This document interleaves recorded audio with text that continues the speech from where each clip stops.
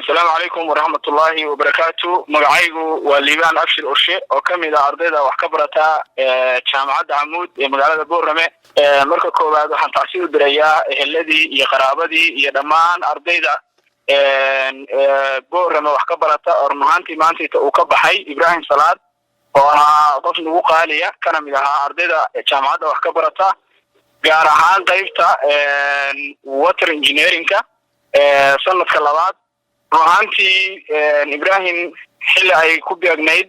shantii galabnimo meelahaas markii uu ka soo baxay imtixaankii finalka ahaa ee jaamacadda oo socda ayaa waxa lagu dilay afaafka hore ee jaamacadda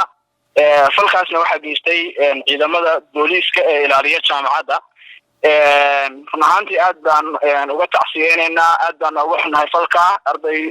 gobolka waxbarasho soo doontay in dhibaatadaas ay ku dhacdo dibkaasna waa la dareemeynaa dhamaan anagoo halkan joognana Ibrahim wuxuu ka soo jeedaa gobolka bari ee magaalada Boosaaso arday ka timaaday si gaarana waa ugu sii tacsiyeynaa waxaan rajeynaynaa marka asna cadaalad inuu helo ruuxaantii arrintaas waa arrin been abuur ah dhibaatana ku ah dhibanaha dhibka loo geystay arday waxbarasho ku jira gaar ahaan haddana aysan jirin sabab loo qaataa calan kana arday ka soo baxay imtixaan oo haddana la dilay in haddana warkiisa been laga dhigo oo meelo kale loo saaray ruuxaantii aad baan uga xunahay haddaan dhalinyarada nahay arrintaas waxba kama jiraan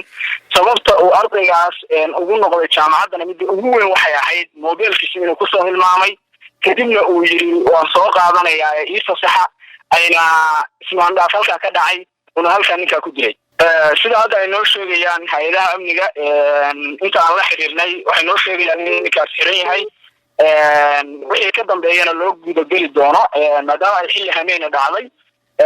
anagu waxaan ku sugannahay hadda oo aan kaala hadlayaa isbitaalka oo uu yaalo meedkiisu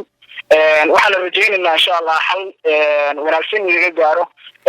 oo cadaalad helo